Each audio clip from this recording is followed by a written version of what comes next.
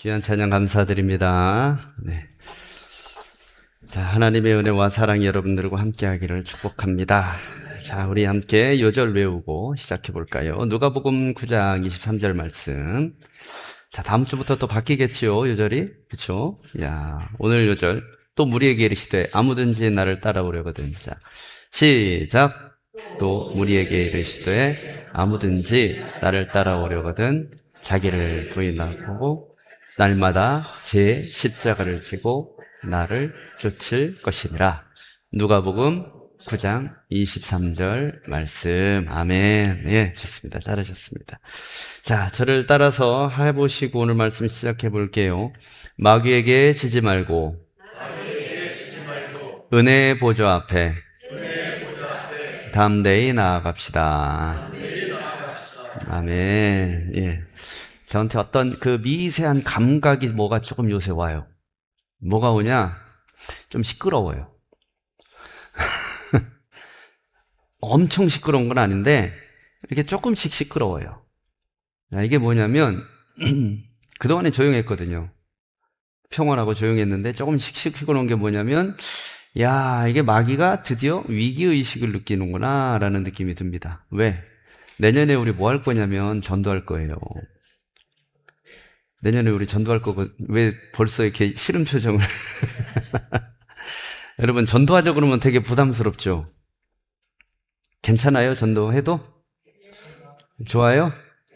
이 와중에도 이제 대답 안 하시는 분은 난 대답 안 했으니까 안 해도 된다 뭐 그러는 거 아니에요. 내년에는 여러분 전도는요 우리가 숨쉬는 한 그냥 하는 거예요. 전도합시다. 어떻게 해야 되지? 뭐 이게 전도가 아닙니다. 전도는 그냥 전도하러 갑시다 그러면 네 그러고 가서 그냥 하면 돼요. 뭐 고구마 전도, 진돗기자 전도 뭐 옛날 거지만 뭐 그런 거 있고 뭐 소그룹 전도 막 전도 방법 엄청 다양해요. 다 필요 없어요. 그냥 하면 돼요. 왜? 전하는 자에게 능력이 있는 게 아니라 복음 자체에 능력이 있어서 우리는 가서 예수를 말하면 돼요. 뭐 오순절날 우리가 사도행전 보고 있지만 오순절날 제자들이 능력이 있어서 복음 전하는 게 아니잖아요. 복음 자체에 능력이 있는 거고 성령께서 임하시니까 된 거지.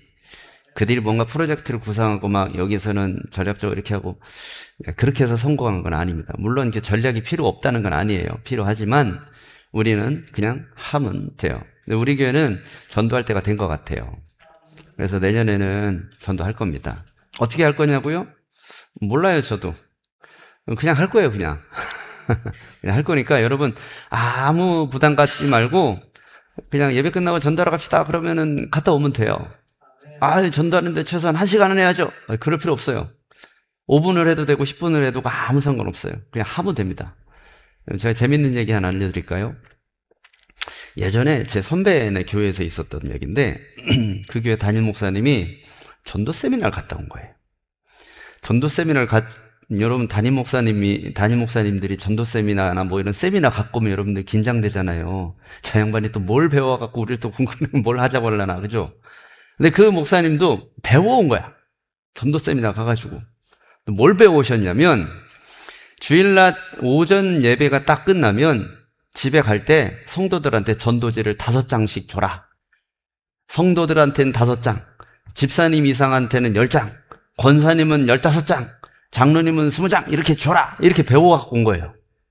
그래갖고 이 목사님이 꽂혔어요.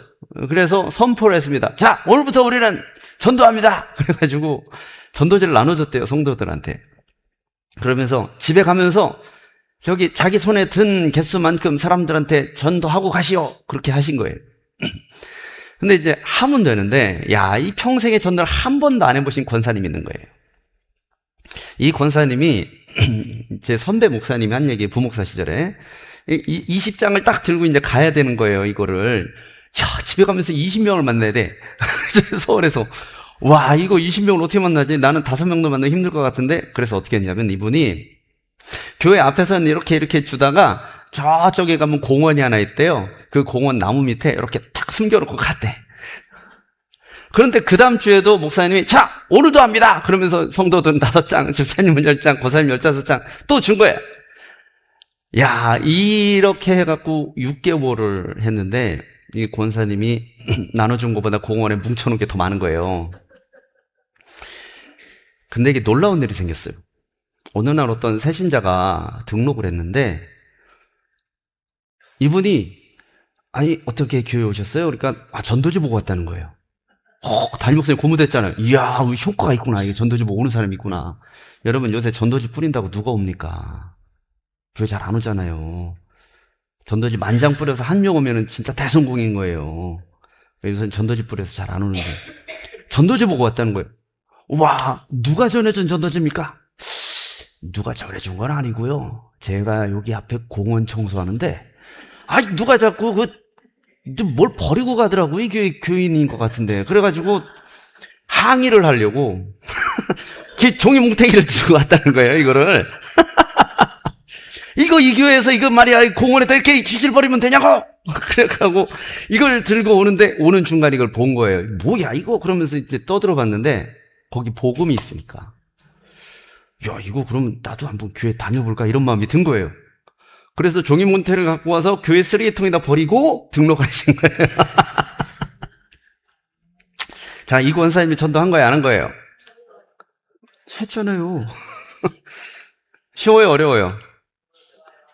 그렇다고 여러분 전도지 막 버리지 마시고. 네, 어쨌든. 근데 이게 제가 복음 전하려고 마음을 먹다 보니까 이상하게 메시지도 계속 복음 전하는 메시지가 걸려요. 이거 아시죠? 이거 책별 성서연구는 순서대로 가는 거. 그 다음에 제가 주일날 하는 것도 제가 막 하는 것 같지만 안 그래요. 저는 플랜이 있고 시리즈가 있어요. 근데 자꾸 전도가 걸려요. 이게 하나님이 하라고 하시는 것 같아요. 그런데 여러분, 복음을 전하려면 특징이 있습니다. 공격이 들어와요. 이게 신기해요. 복음을 전하려고 마음을 먹으면 그때부터 공격이 들어와요. 개인이 마음 먹으면 개인에게 들어오고, 조직에게 마음 먹으면 조직에게 들어와요. 교회가 전도하려고 마음 먹으면 교회도 들어옵니다. 그래서 여러분, 이건 뭐냐면 사단이 영적으로 공격을 해요. 전도하려고 마음 먹으면. 그래서 그런 느낌이 들어요. 그래서 여러분, 이럴 때일수록 깨어서 기도하시고 하나님 앞에 더 엎드리시고 더 주변을 살피고 더 넓은 마음, 더 온유한 마음 품으셔서 복음의 씨앗들이 잘 나를 통해서 흘러나갈 수 있도록 그렇게 잘 준비하시기를 축복합니다. 예. 자, 다시 한번 마귀에게 지지 말고 은혜의 보좌 앞에 담대히 나아갑시다. 예. 요거 제일 잘한 사람이 누구냐면 바울입니다. 그래서 오늘 사도행전 2번째 시간이 바울을 볼 거예요. 자, 바울 사도 얘기를 한번 해봅시다. 복음은 순탄하게 전해진 적이 단 한 번도 없어요. 항상 복음이 전해지면 무슨 일이 있냐? 문제가 생겨요. 여러분, 가는 데마다 문제를 일으키는 사람 좋아요, 싫어요? 싫죠. 그죠? 저 양반만 나타나면 뭔가 시끄러워. 그럼 싫잖아요. 자, 그러면 복음을 전할 때마다 뭔가 일이 생기면 좋아요, 싫어요? 솔직히 귀찮아요. 여러분, 왜냐면 우리는 신앙생활을 좀 편안하게 하고 싶거든요. 목사님 말씀에 은혜 받고 예배드리면서 은혜 받고 찬양하면서 좀 평안을 누리고 기도하면서 좀 하나님 주신 축복받고 그렇게 편하게 잘 이렇게 천국까지 이렇게 샥 갔으면 좋겠는 게 우리의 속마음이에요. 근데 문제는 뭐냐? 하나님이 그거를 별로 안 좋아하세요. 그냥 있으면 뭐냐면 하나님이 우리를 이 땅에 남겨놓은 의미가 없어요. 그래서 어떻게 해서든지 우리를 통해서 복음이 흘러나갈 수 있도록 하나님은 계속 훈련도 시키시고 말도 거시고 계속 상황을 만드세요. 그래서 여러분, 우리가 예수 믿는 그 순간부터 어쩔 수 없는 운명 하나를 딱 얻게 되는 게 그게 뭐냐면 싫든 좋든 복음을 전하는 운명을 갖게 돼요. 그런데 그러다 보니 뭐냐면 내가 그동안에 살아왔던 패턴과 적지 않은 충돌이 생겨나요. 왜? 복음은 세상과 결이 같아요, 달라요? 완전 달라요. 세상은 뭐라고 그래요? 평안하게 살고 풍성하게 살고 누리며 살고 이런 것들을 얘기해요. 근데 복음은 뭐라고 그래요? 어려운 데만 가라고 그래요. 힘든 데만 가라고 그래요. 그리고 복음을 전해도 왜 잘 할 것 같은 사람한테 전하면 좋잖아요. 근데 여러분 기도해 보세요. 꼭 전도 대상자로 마음에 딱 떠오르는 사람 어떤 사람? 진짜 꼴도 보기 싫은 사람, 그런 사람 많이 떠올라요. 여러분, 복음의 특징이 뭐냐면 안 될 것 같은 데 들어가서 되게 하는 특징이 있어요. 그래서 항상 선교지에 가면 목숨을 걸어야 돼요. 우리의 선교사들은 지금도 목숨 걸고 예배드려요. 우리는 자연스럽게 만나서 이렇게 찬송 부르고 이게 편안하잖아요. 마이크 빵빵하게 놓고 이렇게 예배도 아무 문제 없잖아요. 그런데 선교제는 그렇지 않아요. 예. 우리가 뉴욕 후원했던 라오스 이준상 선교사님네도 지금 이 시간에 아마 모일 거예요. 예배드리러. 믿음의 공동체라고 해서 그 스탭들하고만 예배드려요. 오픈 예배는 아니에요. 왜? 오픈 예배 했다가는 누가 가서 공산당에게 이르면은 그 교제 깨져요. 큰일 나요. 그러니까 물론 알아요. 걔네들도 여기서 이거 하는지. 근데 공식적으로 이게 이슈화가 되면 곤란하기 때문에 자기네들끼리 해요. 그런데 어떻게 하느냐면 문 다 닫고 커튼 다 닫고 소리 안 새어나가게. 누가 민원 넣으면 큰일 나니까. 그렇게 예배 드려요. 제가 그 예배를 같이 드리고 와봤어요. 그런데 거기는 단순한 메시지예요. 예수 잘 믿자라는 거예요. 다른 게 없어요. 예수 잘 믿자. 우리 끝까지 예수 믿자. 흔들리지 말자. 그런데 거기에 은혜가 있고 성령의 기름 부으심이 있어요. 여러분, 그렇게 복음은 전해지는 거예요. 그런데 여러분, 바울 사도는 어떤 생각을 했냐면 복음 자체의 능력이 그대로 가감없이 1%도 훼손되지 않은 채로 다 흘러나갔으면 좋겠다라는 열정이 있었어요. 복음은 사실은 무지렁이가 전해도 전해지는 게 복음이에요. 그런데 바울은 뭐냐면 바울은 공부한 사람이에요. 그러니까 효율적으로 어떻게 하면 복음이 잘 전해질 수 있을지 전략적으로 전술적으로 생각하고 나갔던 사람이 바울이에요. 예수님이 지상명령을 주셨어요. 뭐라고? 오늘 읽었잖아요. 본문. 예루살렘과 온 유대와 사마리아와 땅끝까지 가랬잖아요. 예루살렘은 문제 없을 것 같아요. 가서 하면 되니까. 유대 지역도 뭐 발품만 팔면 될 것 같아요. 사마리아, 여긴 조금 곤란하긴 하지만 그래도 못 갈 땐 아니에요. 땅끝, 이게 문제인 거예요. 바울 사도는 그래서 어떻게 하면 땅끝까지 전할 수 있을까를 심각하게 고민을 했어요. 그래서 두 가지 루트를 잡았습니다. 하나의 루트는 뭐냐면 직접 땅끝으로 자기가 가는 거예요. 그리고 또 하나는 뭐냐면 가만히 있어봐. 이 세상을 지배하는 가장 위를 변화시키면 이 사람들이 지배하는 그 하부 조직은 다 변할 거 아니야. 이런 생각을 들었어요. 그래서 직접 가는 땅끝이랑 로마 가서 전도하는 거랑 이 두 가지가 딱 바울 사도의 전략적인 꿈이었어요. 그래서 바울 사도는 복음 전하러 전도여행을 어디로 가고자 했냐면 이 당시에 그 유대인들의 개념이 있어서 땅끝은 어디냐면 아시아예요. 동쪽으로 가야겠다. 전도여행하러. 요거 꿈 하나. 그리고 또 하나는 내가 로마 가서 전해야겠다. 요거 딱 두 가지. 요게 바울 사도의 전략적인 목표였어요. 자, 그것으로부터 바울 사도의 사역이 구성이 됩니다. 그 얘기가 13장, 사도행전 13장 이후부터 나와요. 자, 오늘 그 말씀을 좀 봅시다. 지난주에 우리는 12장까지의 말씀을 봤었어요. 그렇죠? 사도행전. 봤었어요. 예. 봤었단 말이에요. 주인공이 누구였다고요? 베드로와 위시한 사도들이었습니다. 자, 그들에게 어떤 특징적인 일이 생겼었어요. 무슨 일? 뭐라고요? 성령의 역사가 나타났어요. 맞아요. 성령의 역사가 나타나서 예수 믿는 자들이 많아졌어요? 줄어들었어요? 얼만큼? 3,000명, 5,000명, 막 수천 명씩. 그래서 어떻게 됐어요? 당국이, 바리새인들이, 유대인들이 핍박했죠. 그랬더니 이 기독교인들이 어떻게 됐어요? 흩어졌어요. 뭉쳐서 싸우자! 이게 아니라 쫙 흩어졌어요. 핍박이니까 피해서 도망갔어요. 왜? 기독교인들은 점조직이었으니까. 우리처럼 이렇게 100명씩, 200명씩 모여서 하는 그런 공동체가 아니었으니까. 그런데 신기한 거는 찢어진 그들이 있는 그곳에 뭐가 생겼죠? 교회가 생기기 시작했어요. 자, 그 교회들이 바로 사도 바울의 사역의 거점이 됩니다. 그 중에서 가장 중요한 거점이 어디냐? 따라서 해보세요. 안디옥이 사도 바울의 거점이었어요. 자, 일단 바울이라는 사람 어떤 사람인지 좀 잠깐 보고 갈게요. 대부분은 아는 내용일 거예요. 바울은 이름이 두 개예요. 하나는 바울이고 하나는 사울. 자, 바울은 헬라식 이름, 로마식 이름, 그 다음에 사울은 히브리식 이름이에요. 그런데 바울이라는 이름의 뜻이 뭐죠? 작은 자라는 그러한 뜻입니다. 이 로마식 이름은 원래는 바울은 바리새인이었잖아요. 그렇죠? 그냥 바리새인이니까 유대식 이름, 히브리식 이름을 썼단 말이에요. 그래서 13장에도 보면 사울이라는 이름이 등장을 해요. 개명하기 전에 이름을 썼던 거죠. 사울이라는 이름을. 그런데 기독교인이 되고 나서 사울이라는 이름을 버리고 로마식 이름으로 바꿔요. 왜? 유대인으로서 이방인들에게 가는 것보다는 로마인으로서 가는 게 바울이 전도하기가 전략적으로 좋으니까. 그래서 바울이라는 이름을 쓰는 거예요.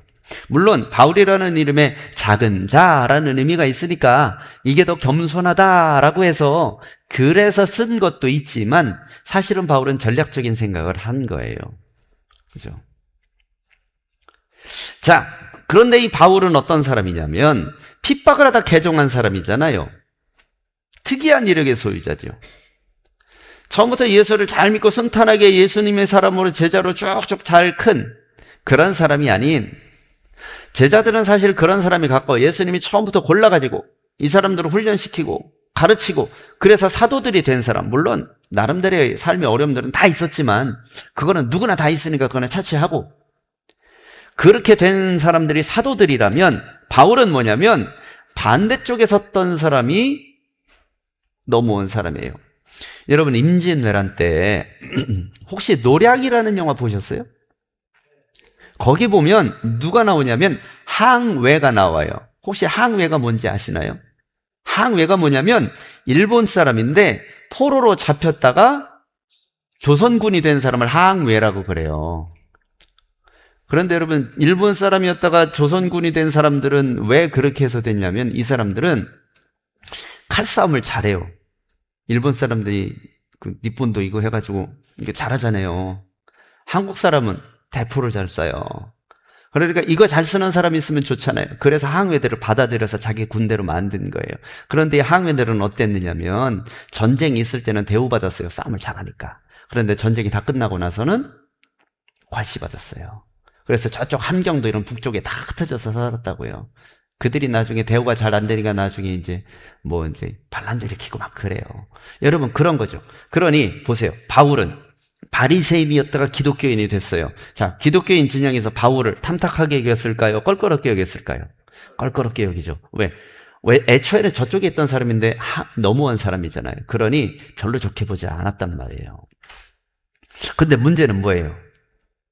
유대인 이외 지역을 선교하는 데 있어서는 바울만한 인물이 없는 거예요. 이 얘기가 조금 뒤에 나옵니다. 초대교회에 고민이 있어요. 이 유대인이 아닌 사람들이 기독교인이 됐을 때 이 사람들을 어떻게 할 것이냐. 이 고민이 생겼어요. 유대인들은 굉장히 폐쇄적인 사람들이에요. 할례를 받지 않으면 자기 민족으로 절대 받아들이지 않습니다. 그러면서 율법을 지켜야 유대인이라고 인정을 해줘요. 생물학적으로 혈통적으로 그런 문제가 아니라 이거는 규례에 관한 문제예요.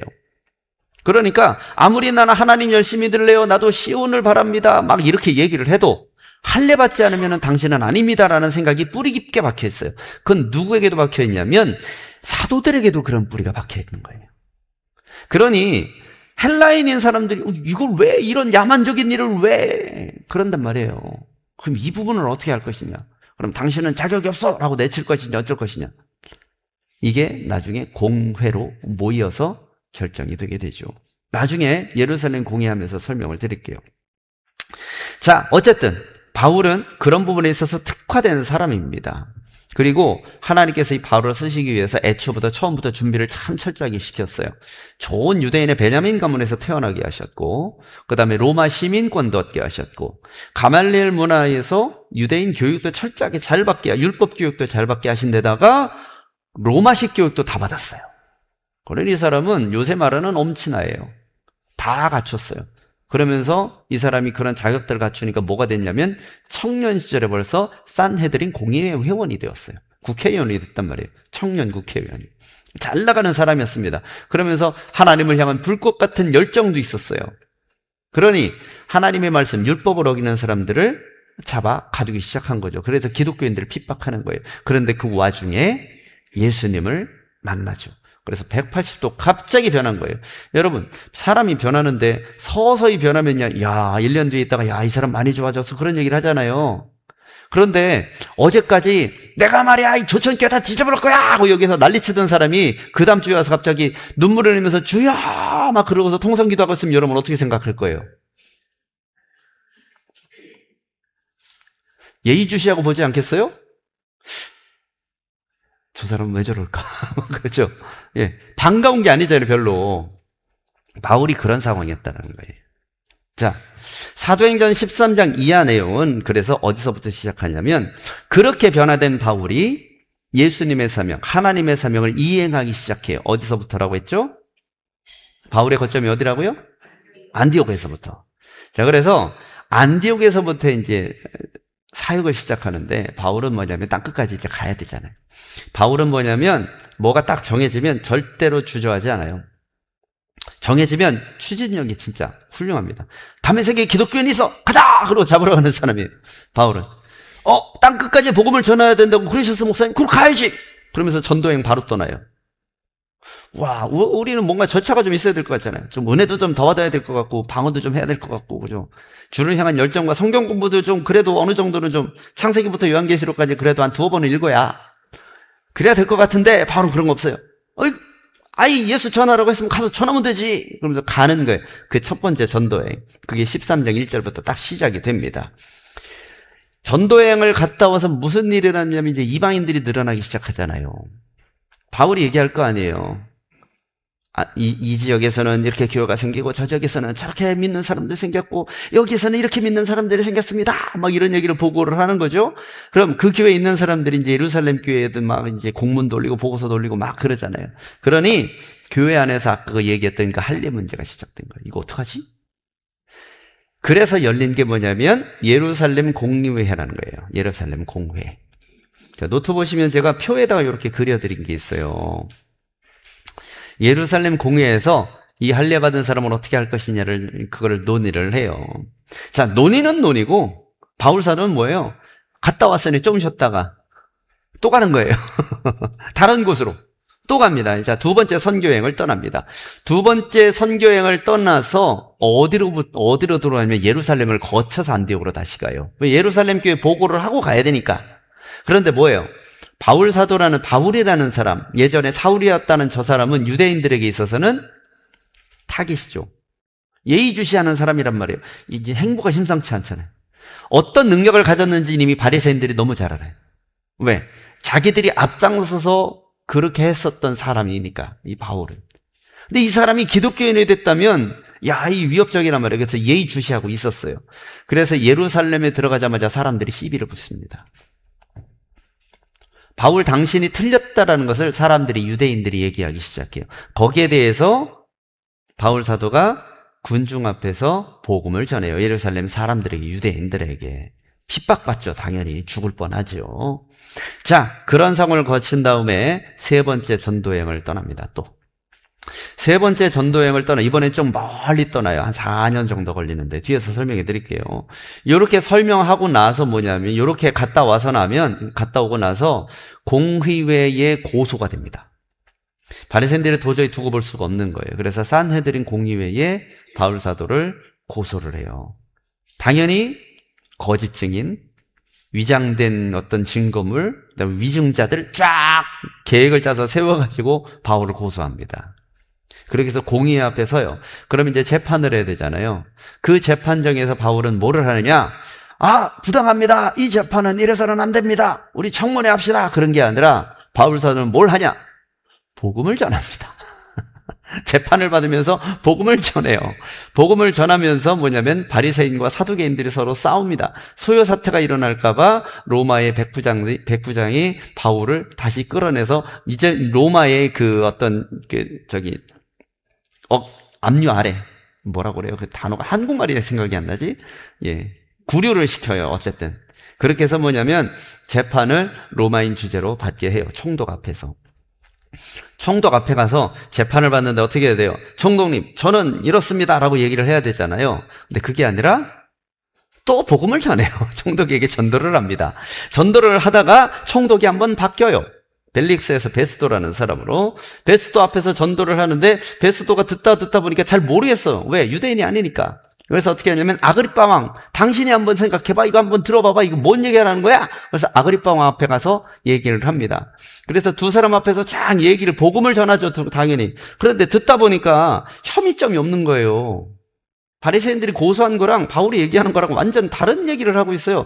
야, 이거는 종교적인 문제인데 이거는 고소하고 자시고 법적으로 할 게 아니잖아. 가만히 있어봐. 이 사람 무죄 방면할까? 그리고 딱 봤더니 아이고 이미 항소를 했네.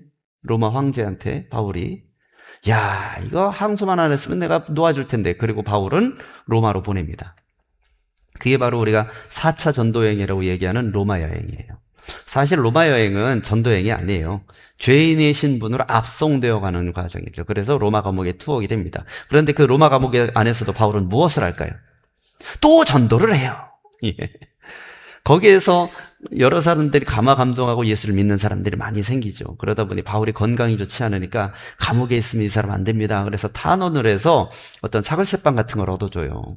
그래서 그 방 안에서 나머지 노년을 보냅니다. 그러면서 편지들을 막 쓰고 그래요. 소아시아 교회들. 내가 지금 못 가는데 누구도 보고 싶고 누구한테 문 안 하라. 니들 그렇게 싸우면 안 돼. 사랑이 최고야. 뭐 이런 편지들을 막 보내는 거죠. 예. 그런 서신서들을 보내는 거지요. 그러면서 사도행전이 마무리가 되는 거지요. 자, 오늘 할 거 다 끝났네요. 자, 이제 뭐냐면 말씀 보면서 이제는 그런 것들만, 요점들만 정리를 하면 됩니다. 자, 첫 번째 선교여행 한번 볼게요. 13장 2절 3절 말씀. 자, 읽어보겠습니다. 자, 시작.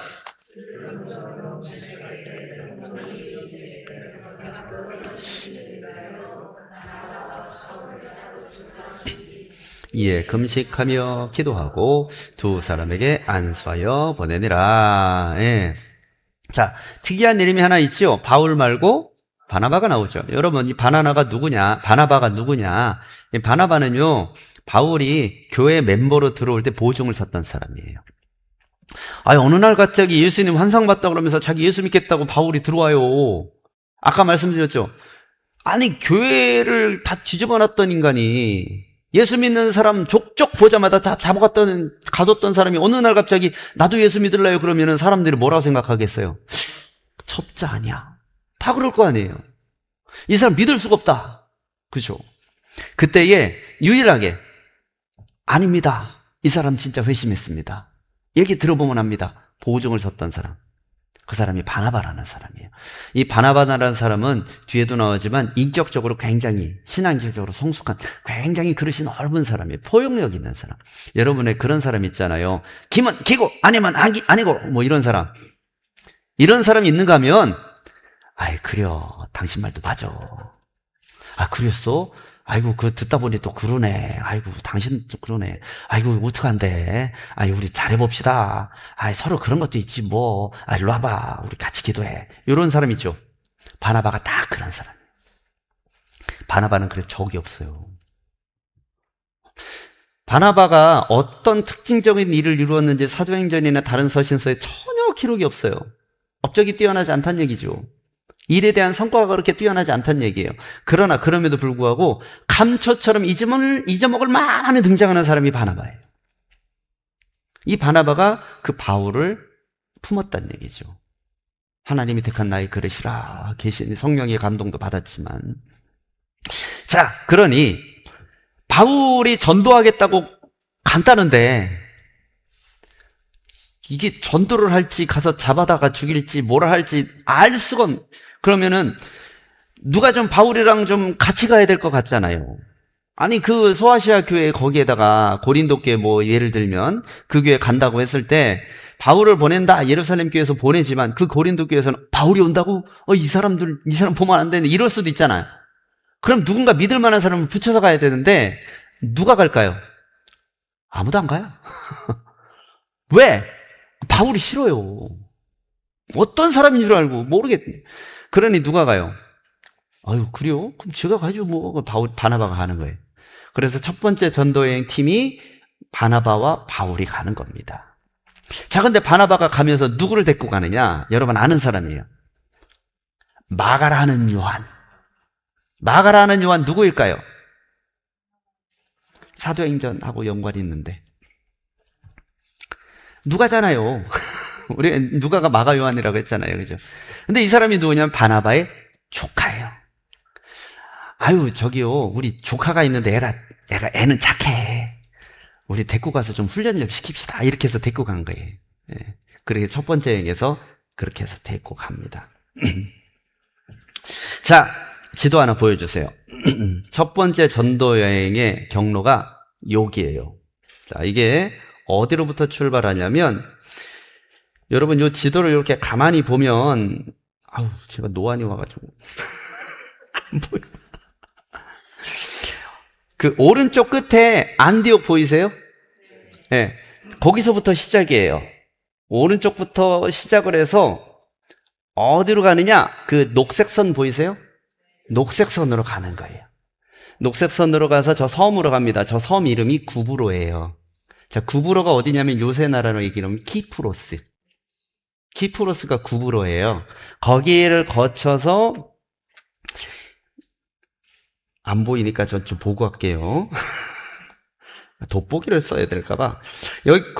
여기가 실루기아, 살라미 이렇게 됩니다. 그래서 그 다음에 쭉 올라가서 밤빌리아 보이세요?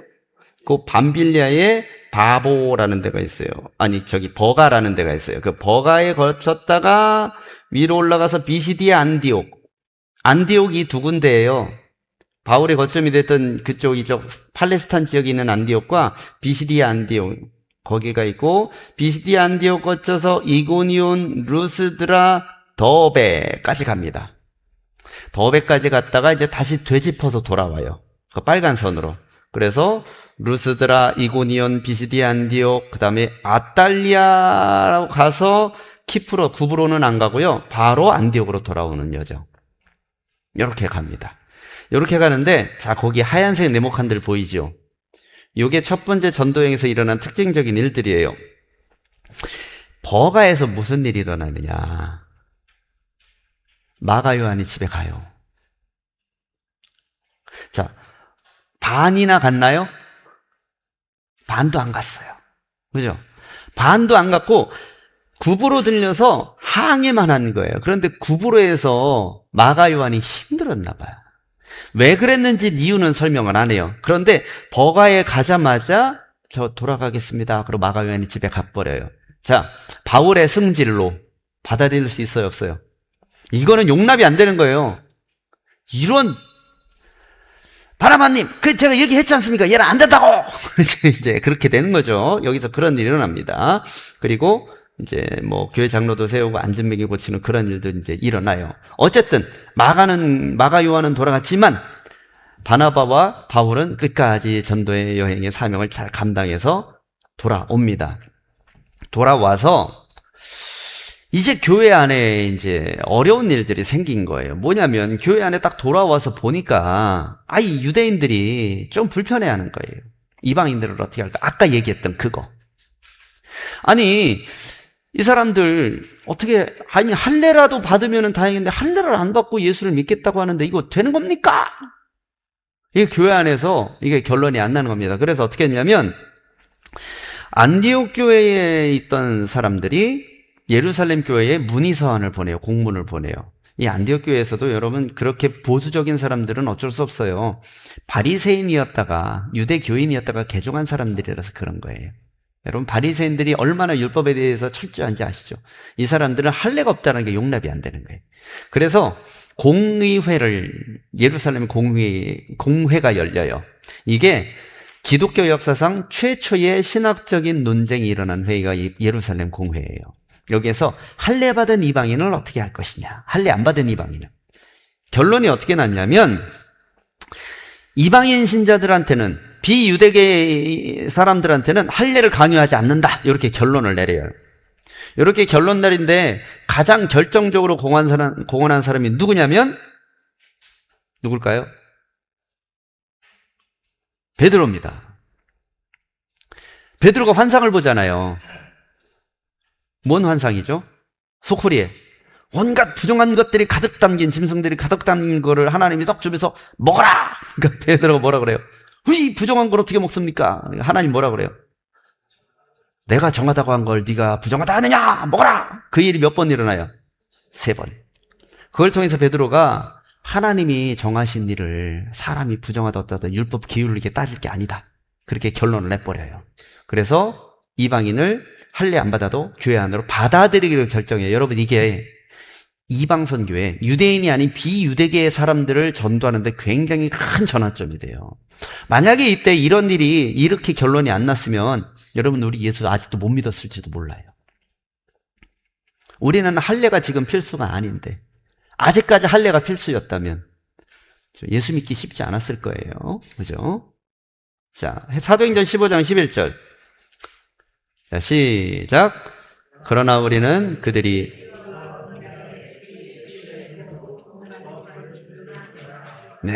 주 예수의 은혜로 구원받는 거다. 이렇게 결론이 납니다. 갈라디아서 2장에는 조금 더 요 얘기가 자세하게 나와요. 그런데 그냥 이렇게 하면은 바리새인들이 너무나 힘들어요. 아니 그렇다고 해서 완전 다른 유대교 다른 문화에서 살던 사람들이 갑자기 하나님 믿겠다고 하면 혼란이 올 수도 있지 않겠습니까? 그래서 4가지 규율을 정합니다. 그러면 할례는 하지 않더라도 요 4가지는 지키게 하자. 그 첫 번째가 뭐냐면 우상에게 바친 제물은 먹지 말라. 두 번째는 피 먹지 말라. 요거 오해해서 그러면 우리는 선지자국 먹으면 안 됩니까? 그거 아닙니다. 이 피가 뭐냐면 이방의 제사법 중에 피 흘리는 제사법이 있었어요. 짐승의 피를 뿌리는 제사법. 물론 하나님한테 올리는 제사법에도 피를 뿌리는 게 있어요. 그죠? 피를 찍어서 7번 뿌리는 거. 속헌제, 속죄제 할 때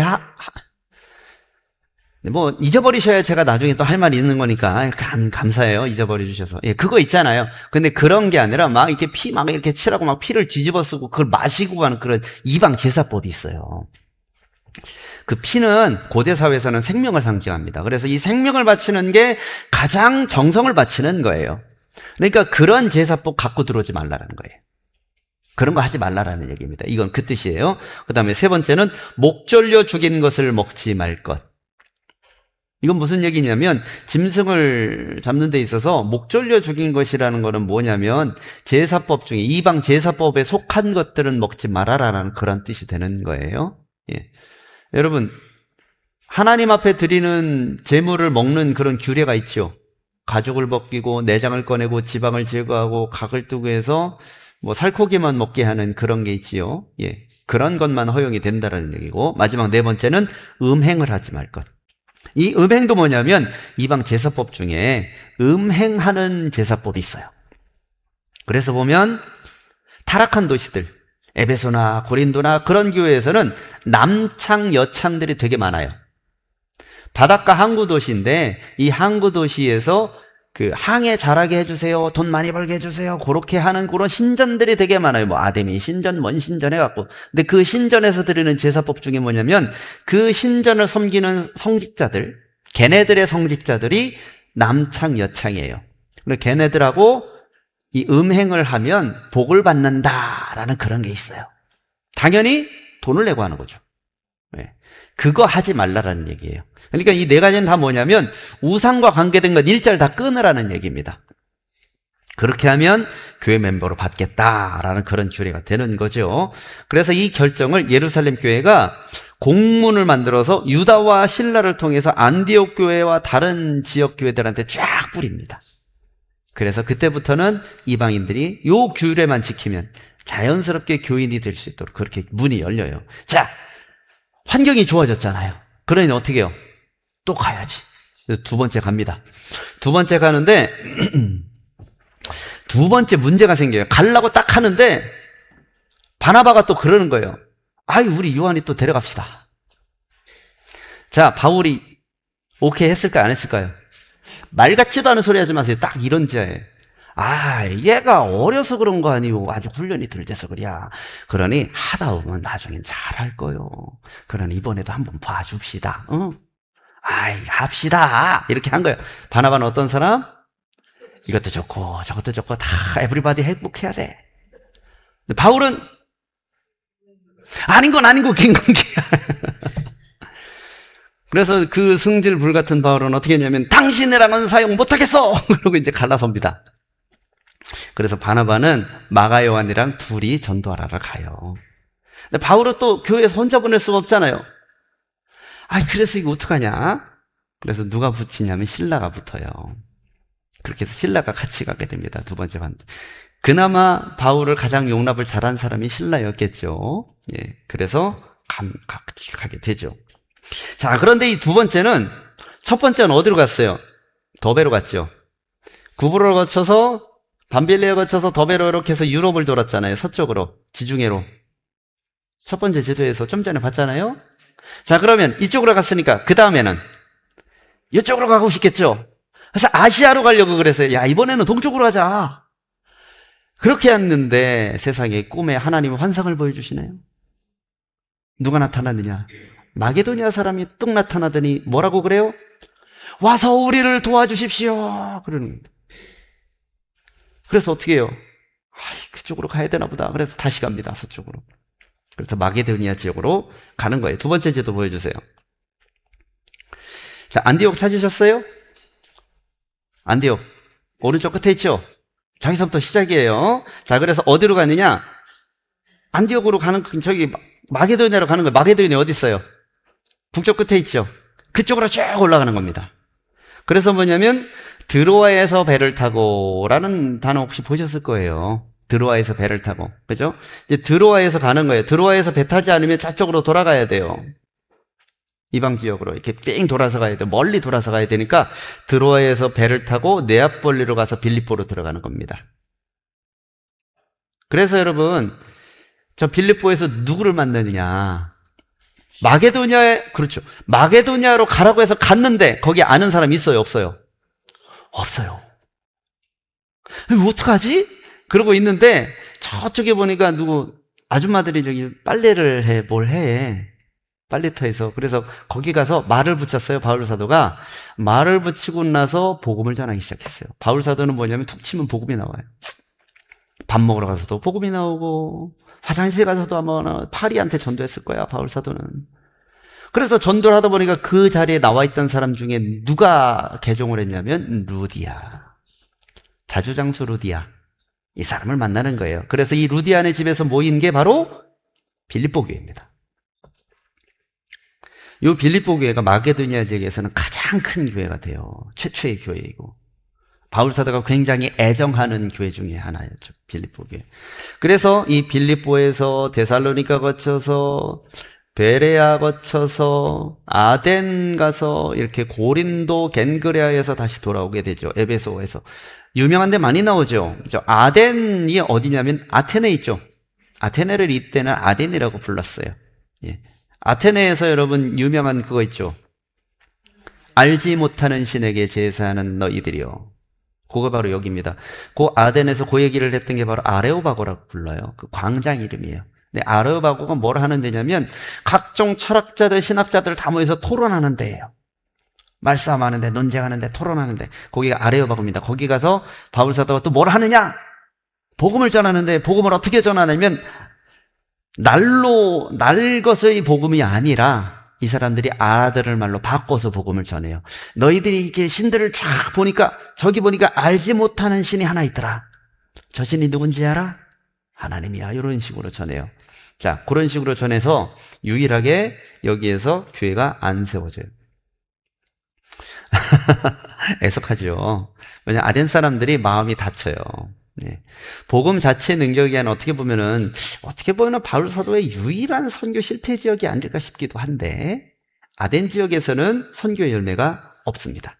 예. 그렇게 해서 고린도 가서 겐그레아 에베소 거쳐서 어디로 가냐면 안디옥으로 가지 않아요.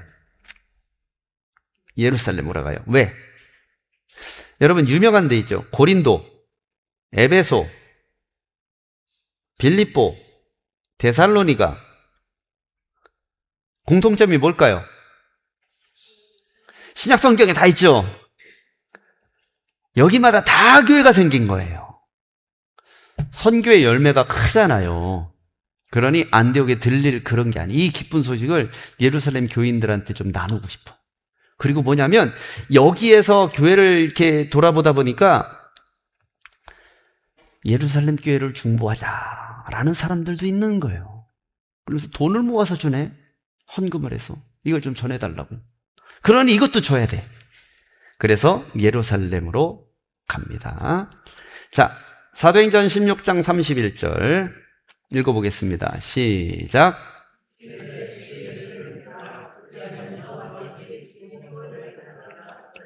자, 이 얘기 어디서 나왔는지 아시죠? 네, 어디서 나왔는지 기억하실 거예요. 자, 그렇게 두 번째 전도여행이 끝납니다.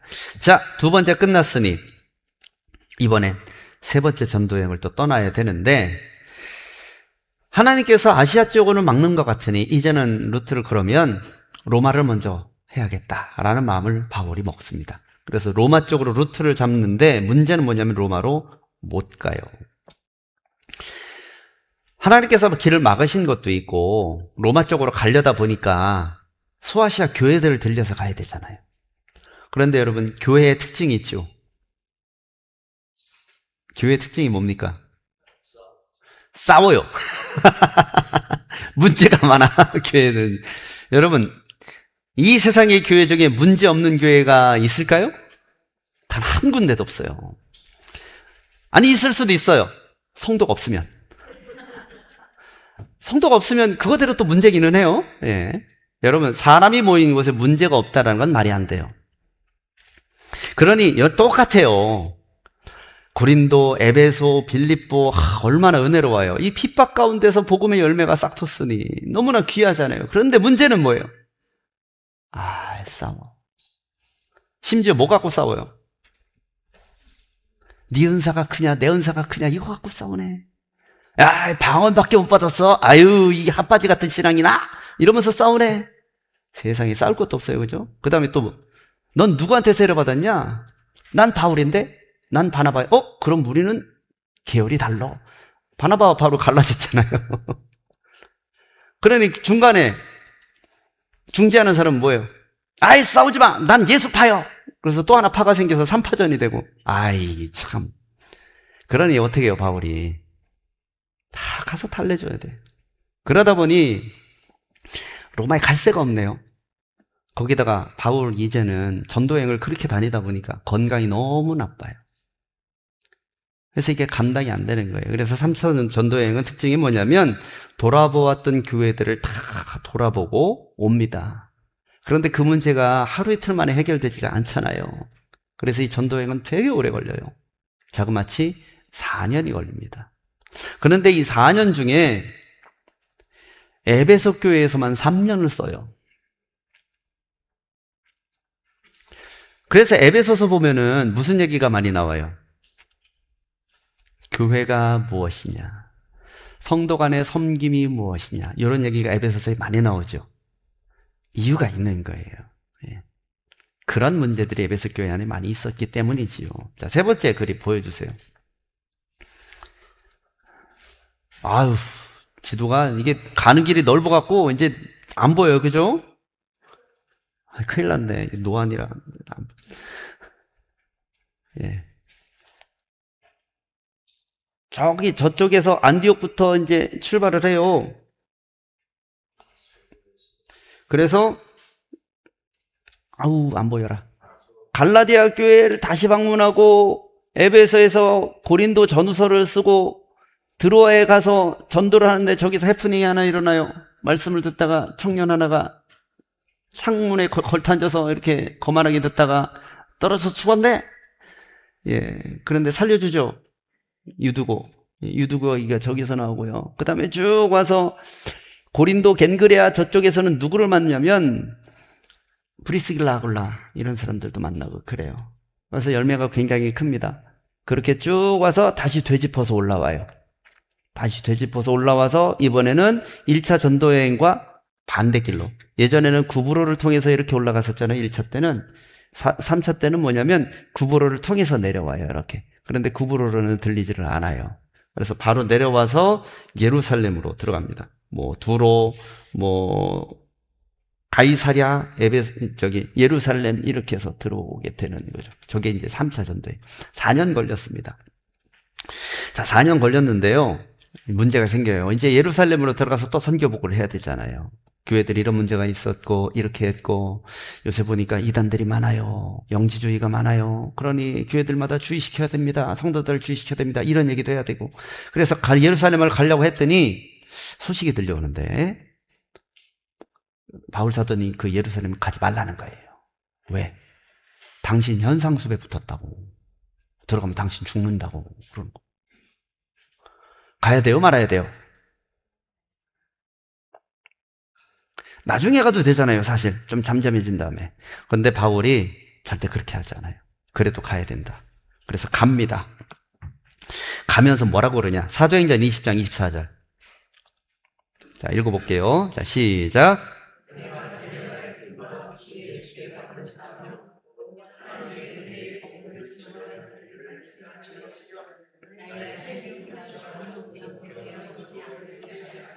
아멘. 예. 이렇게 외치고 예루살렘으로 딱 들어가요. 그럼 이렇게 가열찬 외침으로 들어갔으면 하나님이 좀 보여주시고 그러면 좋은데 아닙니다. 바로 잡혀요.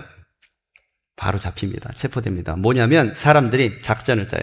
그냥 하면 안 돼. 왜? 바울은 공부도 많이 하고 똑똑한 사람이라서 법을 너무 잘 알아요. 더군다나 산헤드린 공의회원이었잖아요. 이 사람이 과거 했던 일이 뭐예요? 잡혀온 기독교인들 논박해서 이 사람들 고소해서 잡아놓는 일을 바울이 했었잖아요. 그러니 얼마나 빠삭해요, 산헤드린 공의에 대해서. 그러니 어설프게 하면 안 되는 거예요. 그래서 뭐냐면 작전을 짜요. 뭐냐면 소요사태를 일으켜요. 소요사태를 일으키면 뭐예요? 로마 당국에서 체포를 하거든요. 뭐냐면 말도 안 되는 걸로 거는 거예요. 유대인들이 막 거기서 시끄럽고 막 교회 안에서는 율법 논쟁, 할례 논쟁 막 이런 것들이 아직도 마무리가 안 돼가지고 시끌시끌한데 밖에서는 예수가 메시아네 아니네 이런 걸 가지고 막 그러니 폭동이 일어날까 두려웠던 로마 사람들이 바울을 구류합니다. 당시에 로마의 관심사는 뭐냐면 종교적인 논쟁에는 관심 없어요. 유대인이고 뭐고 예수고 뭐 몰라요. 다만 폭동이 안 일어나야 돼요. 그러니 폭동의 핵심 요소인 바울만 잡아두면 괜찮겠다 싶었던 거죠. 그래서 사실 바울은 이거 알고 있었어요. 알면서도 간 겁니다. 자, 체포된 바울은 그럼 어떻게 해요? 이 사람 왜 이런 거예요? 알아보고 났더니 유대인들이 뭐라고 그러냐면 이 사람 우리 민족적인 문제, 이게 교회 안의 문제니까 우리한테 넘겨주시오. 그래서 산헤드린 공회 앞에 서게 됩니다. 자, 거기에서 무슨 일이 일어나냐면 아까 뭘 했다고 그랬어요, 바울이? 산헤드린 공의에서 얘기했잖아요. 바울은 가는 곳마다 뭘 했다고요? 복음을 전했다고요. 산헤드린 공의 앞에서도 또 복음을 막 전합니다. 복음을 전하면 복음의 핵심이 뭡니까? 예수가 메시아다. 자, 요 얘기를 딱 하니까 뭐냐면 둘로 딱 갈라집니다. 요거를 하는 사람들이. 예수 얘기를 하려면 빼놓지 않고 나와야 되는 얘기가 뭐예요? 부활. 그러면 이 부활에 대해서 바리새인이랑 사두개인이랑 생각이 다르죠. 사두개인은 부활이 없다 하고 바리새인은 부활이 있다 하죠. 그럼 둘이 붙은 거예요. 바울을 앞에 놓고 둘이 붙은 거예요. 둘이 붙었는데 이게 사두개인과 바리새인들은 부활 얘기만 나오면 뒤집어져요. 이게 바울은 내비두고 둘이 싸우는데 밖에서 로마인들이 이게 듣고 있다가 왜 이렇게 시끄러워? 하고 들여다봤더니 서로 막 난리가 난 거예요. 야, 이게 안 되겠다. 해산! 그러고 또 다시 바울을 데려갑니다. 그래서 산헤드린 공의회에서는 바울을 어떻게 못해요. 그래서 이거는 로마 소관이 되어 버리죠. 자, 로마 소관이 된 다음에 하나님께서 바울 사도에게 무슨 얘기를 하냐면 사도행전 23장 11절 보면 그날 밤에 주께서 바울 곁에 서서 이르시되 담대하라. 내가 예루살렘에서 나의 일을 증언한 것 같이 산헤드린 공의에서 한 것 같이 로마에서도 할 거야 라고 계시를 주십니다. 바울은 로마 가고 싶어 했잖아요. 3차 때 못 갔는데 이제 로마에 갈 수 있어. 방법은 상관없어요. 가기만 하면 돼. 가서 복음만 전하면 되니까. 죽든 말든 바울은 아무 상관없어요. 로마 가서 복음만 전하면 돼요. 그러니 뒤도 돌아보지 말고 그냥 로마 황제한테 항소한 거예요. 자기 로마 가겠다고. 그렇게 한 겁니다. 자, 그렇게 하기 전에 뭐냐면 로마인들의 소관이 됐으니까 어떻게 해요? 재판을 총독 앞에 끌고 간 거예요. 그 총독이 누구냐면 바로 벨릭스라는 사람입니다. 자, 벨릭스 앞에 가서 바울은 뭘 할까요? 복음을 전합니다. 복음을 전해요. 그런데 벨릭스는 어떤 사람이냐면, 이 정치인 중에서도 청렴하고 결백하고 일 열심히 하는 정치인이 있는가 하면, 이렇게 이렇게 좀 뽑아먹을 거 없을까? 이렇게 하는 정치인이 있었어요. 벨릭스가 그런 사람.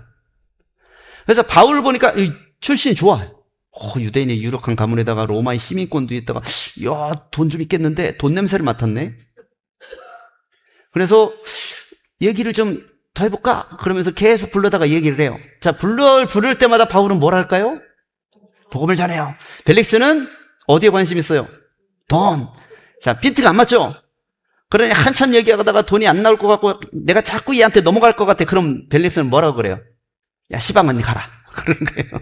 나중에 보자. 그래서 좀 정신 차리고 나서 다시 한번 불러요, 또. 그래서 좀 이렇게 또 복음 전하고 막 이렇게. 그렇게 하다가 벨릭스 임기가 끝났네요. 그래서 벨릭스 뒤에 누가 오냐면 베스도가 옵니다. 이 베스도는 벨릭스와는 또 다른 사람이에요. 너무 열심히 하는 사람이에요, 이 사람. 그래서 이게 뭔데 이 사건은 아직도 해결 안 난 거야? 그러면서 이제 바울을 갖다 합니다. 자, 그럼 바울은 베스도 앞에서 뭘 할까요? 복음을 전하지요. 복음을 전했는데 베스도는 못 알아듣겠는 거예요. 뭔 소리인지도 모르겠고. 왜? 유대인이 아니니까. 그래서 누구 앞에 간다고요? 아그리빠한테 가는 거예요.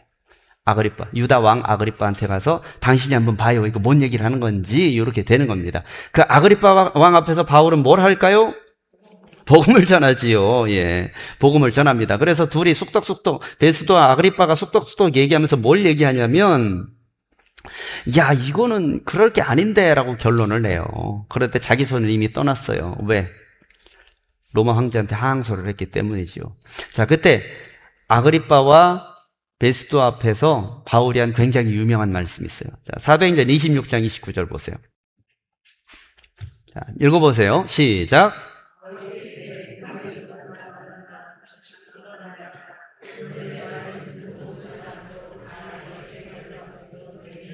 나와 같이 되기를.